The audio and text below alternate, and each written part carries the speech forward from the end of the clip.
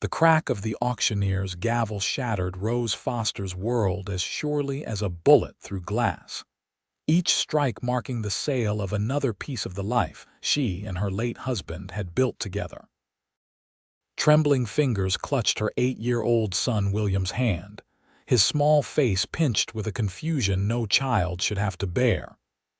In 2 short months, typhoid fever had claimed her husband, drought had ruined their crops, and debt had stolen everything else. "Final lot," the auctioneer called out, his voice carrying across the dusty yard of what was no longer her home. The Foster property itself, 40 acres with farmhouse, barn, and well, starting bid at $300. Rose swallowed hard against the knot in her throat. Spring of 1873 had arrived in the Montana Territory with cruel indifference to her grief.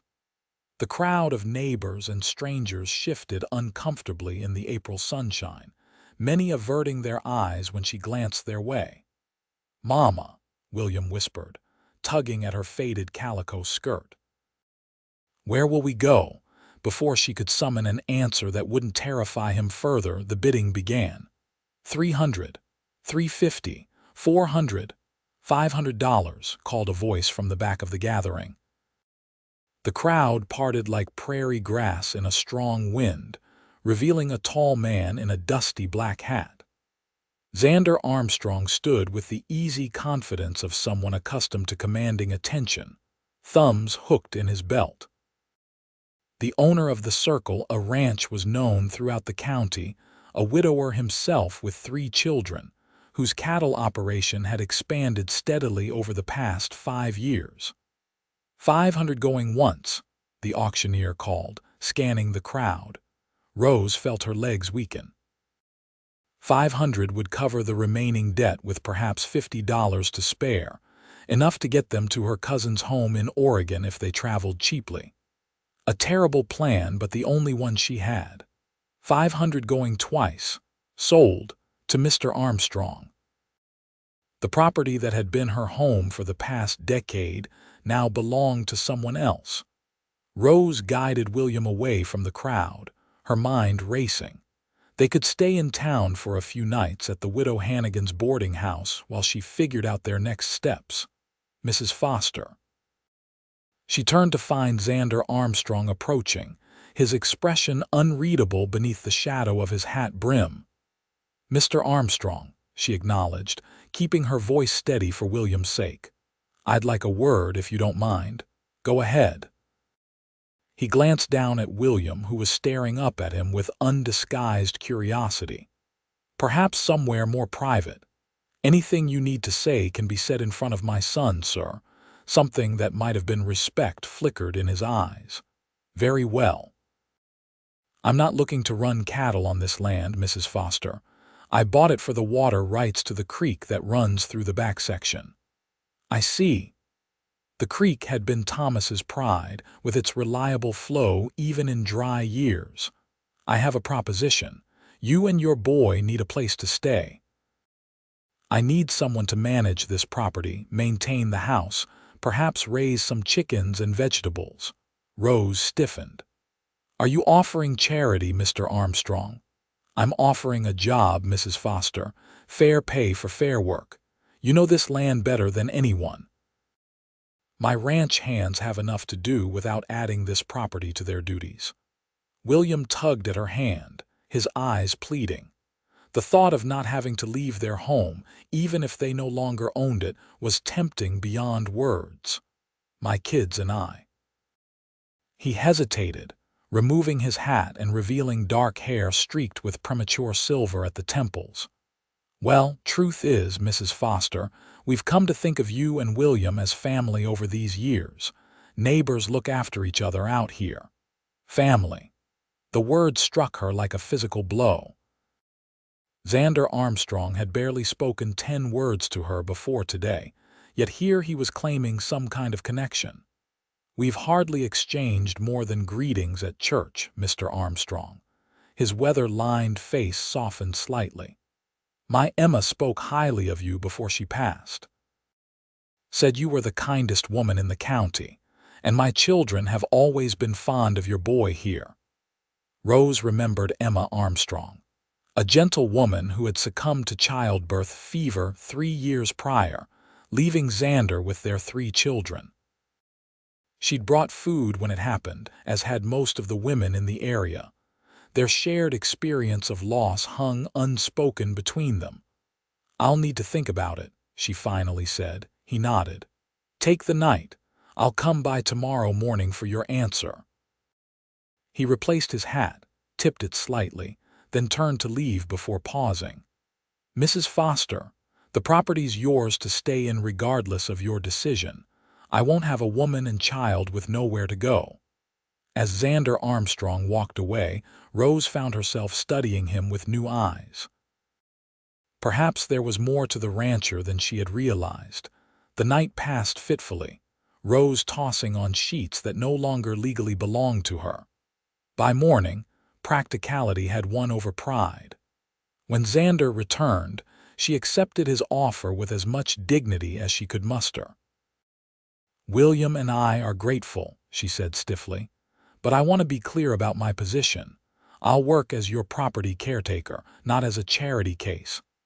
Xander's expression remained neutral, but his blue eyes crinkled slightly at the corners. "Wouldn't expect anything less, Mrs. Foster. I'll have my foreman bring your first month's wages on Friday, along with some supplies." True to his word, Friday brought Riley, the circle of foremen, with a wagon of provisions and an envelope containing more money than Rose had expected. Along with the supplies came a note inviting her and William to Sunday dinner at the Armstrong Ranch. "The boss doesn't take no for an answer when it comes to Sunday meals," Riley said with a grin. "His daughter Catherine does the cooking now, and she's mighty proud of it." Rose hesitated, but William's excited expression at the prospect of meeting the Armstrong children decided the matter. "Please tell Mr. Armstrong we would be honored." The circle, a ranch house, came into view after a dusty hour's ride in their wagon. It was larger than Rose had expected, a sprawling 2-story structure of sturdy timber with a wide wraparound porch. Colorful curtains hung in the windows, and flower boxes burst with early spring blooms, testament to a woman's touch that had survived Emma Armstrong's passing. As they pulled up, the front door burst open and 3 children spilled out. The eldest, a girl of about 14 with honey blonde braids, approached first. "You must be Mrs. Foster and William. I'm Catherine Armstrong." Her smile was warm and genuine. "Pa said you were coming. I've made berry pie for dessert." The 2 boys hung back slightly. The older one, perhaps 12, had his father's height and serious demeanor. The younger, close to William's age, was shifting from foot to foot with barely contained energy.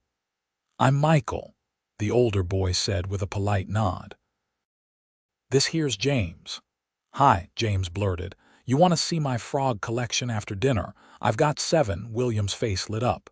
"7 real ones, James," Catherine scolded gently. "Not everyone shares your enthusiasm for amphibians." "I do," William said eagerly. The tension in Rose's shoulders eased slightly as the boys raced off together, already fast friends. Catherine linked her arm through Rose's as if they'd known each other for years. "Pa's just finishing up with the horses. He's been in a state all morning, making sure everything's perfect." Rose felt an unexpected flush warm her cheeks. There was no need for that. Catherine's knowing smile suggested she understood more than her years would indicate. "It's the first time he's invited guests since Ma died. It means something." Before Rose could process that information, Xander appeared around the corner of the house. He'd traded his working clothes for clean trousers and a pressed shirt, his damp hair suggesting a recent wash. "Mrs. Foster," he greeted, and if his voice was a touch warmer than strictly proper, Rose pretended not to notice. "Welcome to our home." Dinner was a revelation. The boisterous energy of 4 children filled the dining room with a joy Rose had forgotten could exist. Catherine had indeed mastered the arts of cooking, serving a roast that melted on the tongue. Xander, seated at the head of the table, seemed transformed from the taciturn rancher she knew from town into a patient father who listened intently to each child's stories. "William tells us you're a whiz with numbers, Mrs. Foster," Xander said as Catherine served the promised pie. "I managed our farm accounts," she acknowledged. "My father was a school teacher. He believed girls should learn figures as well as boys." "A progressive man," Xander nodded approvingly. "We could use someone with a head for numbers. The ranch books are in disarray since our last accountant moved to California." Rose set down her fork. "Are you offering me additional work, Mr. Armstrong, if you're interested? Riley brings the ledgers to your place once a week. You go through them, tell us where we're bleeding money." His direct gaze met hers. "I'll pay fair." "I'll consider it," she said, though they both knew her answer would be yes. The additional income would help rebuild the savings that Thomas's illness had depleted. As the weeks passed, a rhythm developed. Rose maintained the Foster property, planting a vegetable garden twice the size of previous years to supply both households. William and James became inseparable, the Armstrong boy often staying overnight when Xander brought the ledgers. Catherine began visiting to learn Rose's recipes, confessing that her cooking repertoire was limited. "Pa tries to pretend my stew isn't awful," she confided one afternoon as they kneaded bread dough side by side. "But I saw him feed it to the dog last week." Rose laughed, the sound surprising her. When had she last laughed freely? "Your father is a diplomatic man." "He likes you," Catherine said bluntly. "I've never seen him fuss with his shirt collar so much as when he's headed over here." Rose concentrated on the dough, ignoring the flutter in her stomach. "He's been kind to us." "It's not kindness," Catherine persisted. "He smiles more now." Michael noticed too. The subject changed, but Catherine's words lingered. That evening, when Xander arrived with the ledgers, Rose found herself noticing things she'd previously overlooked: the way he tucked his hair behind his ear when concentrating, how his eyes crinkled at the corners when William shared stories of his day, the gentleness of his calloused hands as he passed her the books. "Something on your mind, Rose?" he asked, using her given name for the first time. "Just thinking about the changes these past months have brought," she answered honestly. His expression softened. "Good changes, I hope, unexpected ones." Summer arrived in a blaze of heat, the days lengthening. Rose expanded her duties, taking on mending for the ranch hands and experimenting with preserving foods for the coming winter. The Armstrong children were now fixtures at the Foster house, and William spent as much time at the circle as he did at home. Independence Day brought the community together for a celebration in town. The children ran wild with sparklers as darkness fell, and music from fiddles and banjos filled the square. Rose found herself standing beside Xander, watching the revelry. "Dance with me," he said suddenly. Her pulse quickened. "I haven't danced since Thomas died." "I haven't either, not since Emma." His eyes held hers. "Maybe it's time we both tried again." His hand extended between them, an invitation and a question. After a moment's hesitation, she placed her palm against his. His fingers closed around hers, warm and secure, as he led her into the circle of dancers. The music carried them through a lively reel, then slowed to something more intimate. Xander's hand rested properly at her waist, but Rose was acutely aware of each point where their bodies connected. Around them, neighbors watched with approval and knowing smiles. "People are talking," she murmured. "Let them," he replied, guiding her through a turn. "Unless their talk bothers you," the question hung between them, weighted with meaning. Rose studied his face in the lantern light, the strong jaw now familiar, the eyes that had begun appearing in her dreams. "No," she said finally. It doesn't bother me.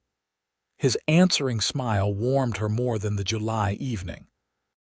When the music ended, he kept hold of her hand for a moment longer than necessary before reluctantly releasing it. Late summer brought a crisis. William fell ill with a fever that refused to break, his small body burning hot then shaking with chills. Rose sat by his bedside for 2 days straight, memories of Thomas's final decline haunting her every thought. On the third night, as she dozed in the chair beside William's bed, a gentle hand on her shoulder woke her. Xander stood there, concern etched on his features. "Catherine told me," he said simply. "I've brought the doctor from town." Dr. Maxwell bustled in, examining William with efficient movements.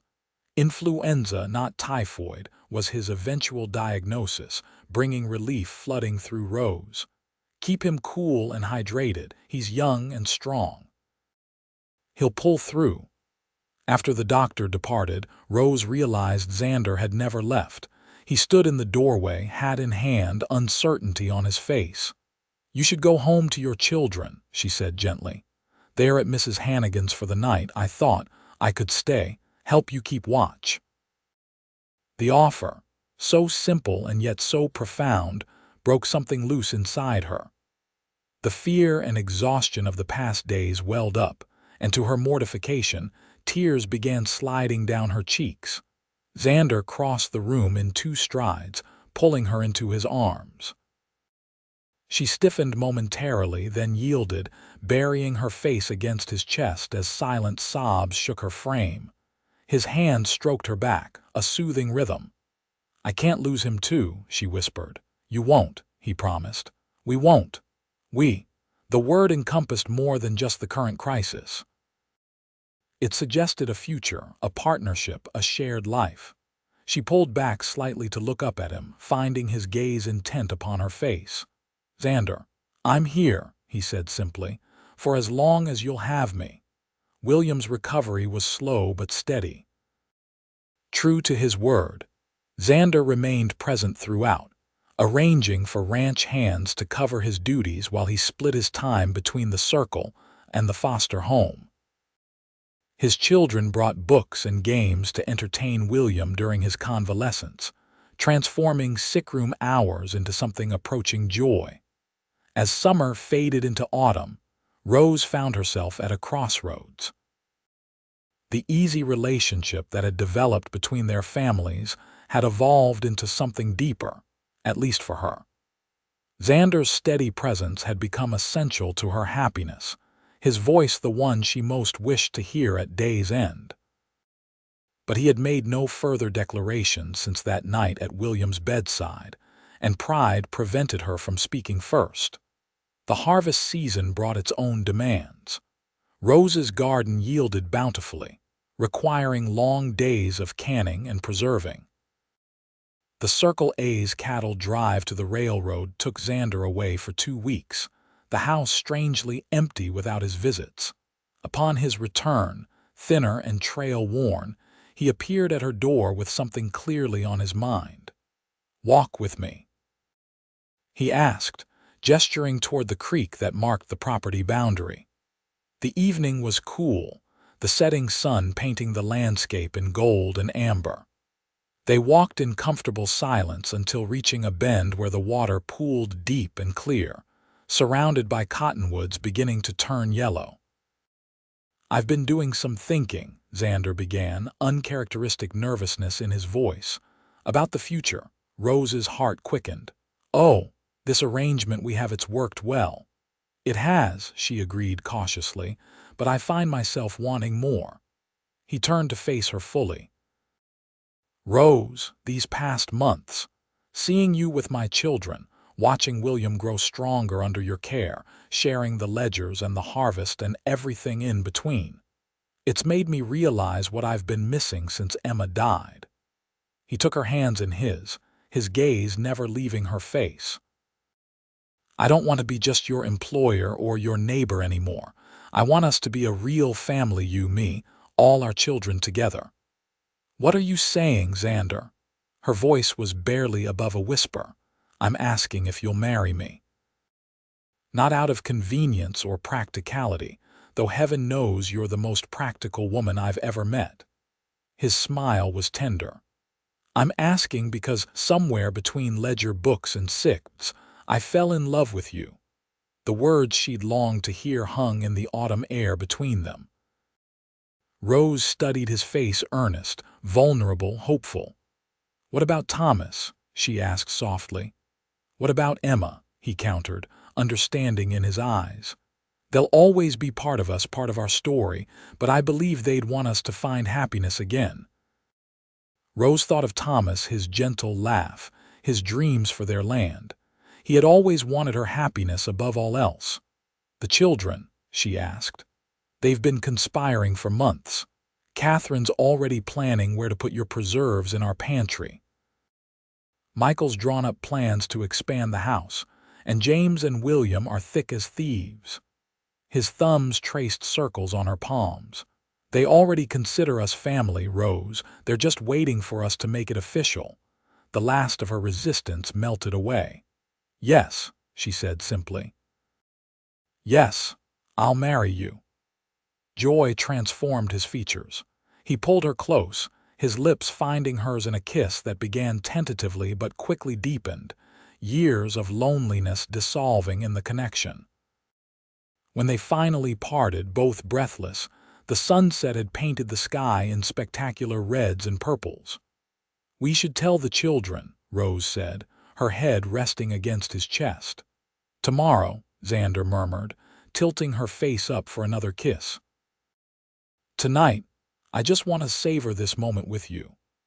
They were married on a crisp October day, the ceremony held in the town church with practically the entire county in attendance. Rose wore a dress of deep blue silk that Catherine had helped select, William proudly walking her down the aisle to where Xander waited with Michael and James beside him. "Dearly beloved," the minister began, but Rose barely heard the words, her attention fixed on Xander's face. The love she saw reflected there made her voice strong and clear when it came time to speak her vows.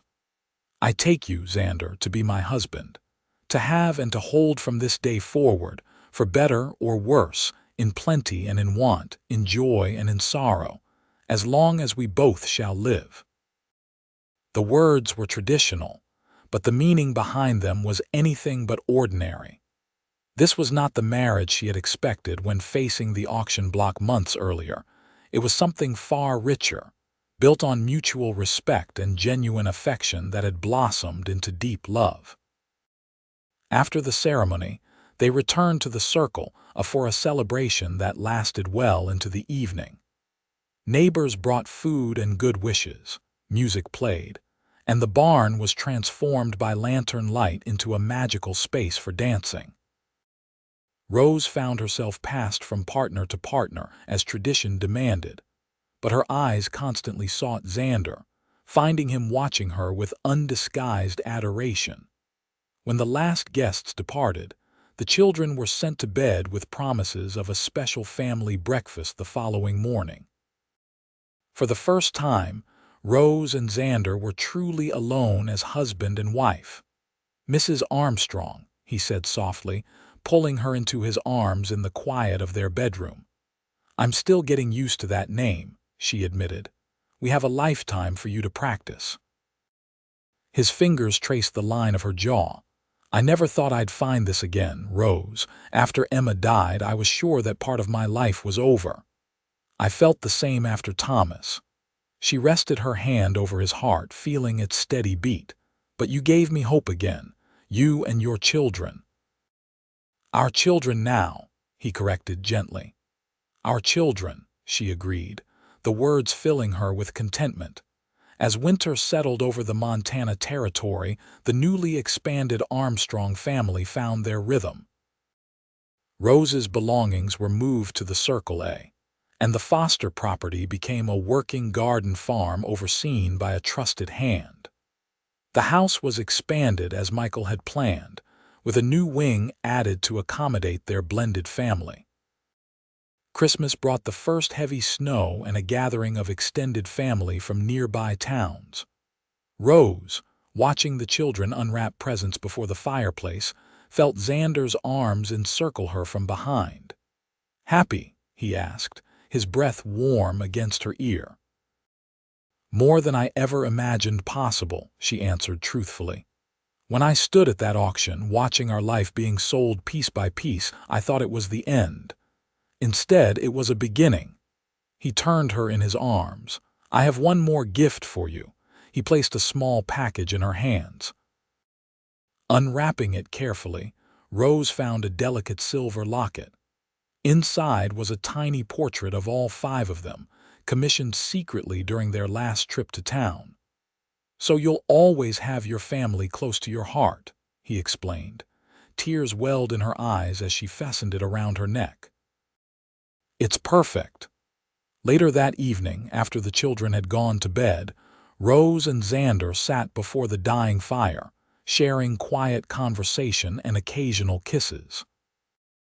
Outside, snow continued falling, blanketing the world in pristine white, but within the walls of the ranch house, all was warmth and security. "I've been thinking," Xander said, his arm around her shoulders.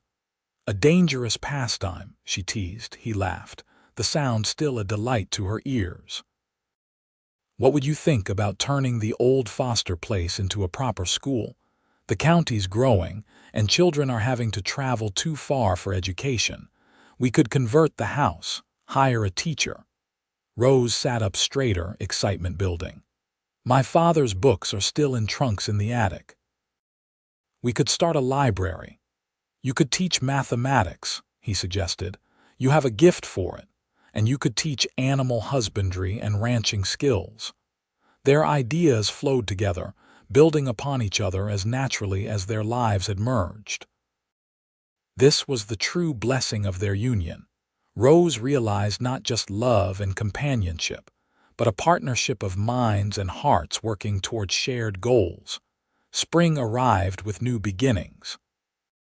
The school plan was approved by the county commissioners, with construction set to begin once the ground thawed completely.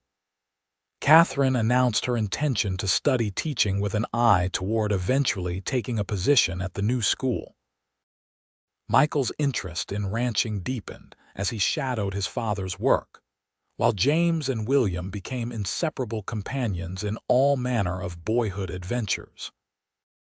On the first truly warm day of April, 1 year after the auction that had changed everything, Rose and Xander rode out to the creek that connected their properties.